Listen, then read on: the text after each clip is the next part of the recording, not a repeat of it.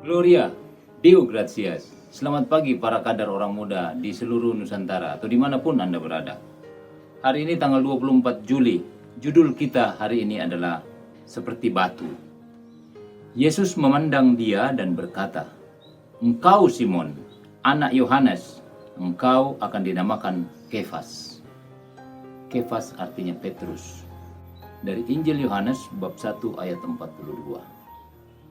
Sifat bisa diandalkan penting bagi kesuksesan tim.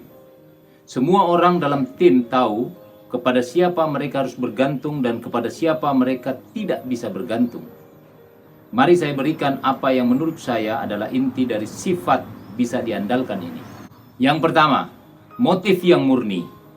Kalau seseorang dalam tim terus-menerus mengutamakan diri dan agenda mereka dan bukannya kepentingan tim, mereka menunjukkan kalau mereka tidak bisa diandalkan.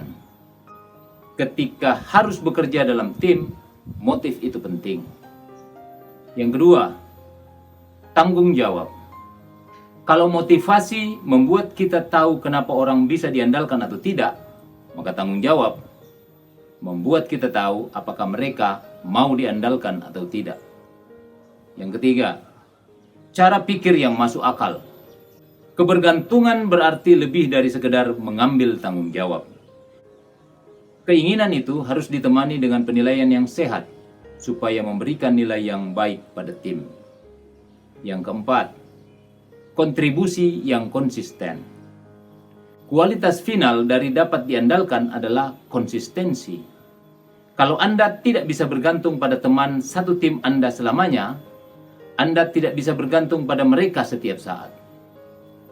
Konsistensi membutuhkan karakter yang dalam dan bukannya sekedar membuat orang mau melakukan sesuatu betapapun lelah, terganggu, atau kecewanya mereka. Para kader yang saya banggakan, 4 poin ini saya ulangi. Yang pertama, motif yang murni. Kalau orang tidak punya motif yang benar, lupakan.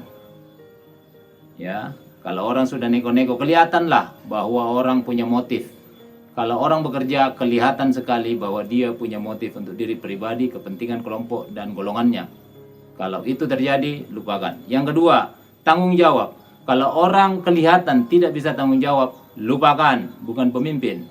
Yang ketiga, cara berpikir yang masuk akal. Kita harus selalu lihat orang yang bisa berpikir dengan cara yang masuk akal. Kebergantungan berarti lebih dari sekedar mengambil tanggung jawab. Keinginan itu harus ditemani dengan penilaian sehat. Ingat, penilaian sehat, akal sehat, supaya memberikan nilai yang baik pada tim. Yang keempat, kontribusi yang konsisten. Ini sangat penting. Kalau orang tidak bisa konsisten, tidak bisa terus-menerus, lupakan. Orang hanya mau panas-panas ayam di depan, terus mulai, hari ini Injil mengajarkan kepada kita tentang tanah yang subur. Tanah yang subur untuk benih yang baik. Siapa yang baca kitab suci pagi ini, dia akan tahu bacaan kita tentang tanah yang subur. Kalau benih itu jatuh di tanah yang tidak subur, hanya sebentar saja. Kalau dia jatuh di bebatuan, dia hanya tumbuh sebentar seperti orang terperangah, terpesona pada Injil, pada ayat-ayat suci, tapi habis itu pulang dapat penganiayaan, dapat masalah, dapat rintangan hidup, dia lupakan. Konsistensi. Tanah yang subur juga mengibaratkan orang yang konsisten dalam hidupnya.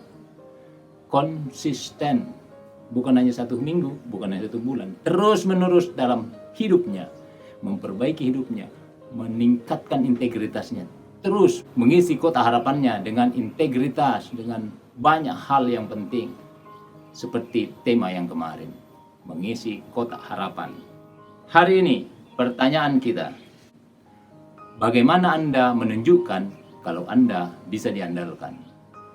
Seperti Kefas, Petrus yang diandalkan oleh Tuhan dan dianggap batu karang awal berdirinya kebaikan.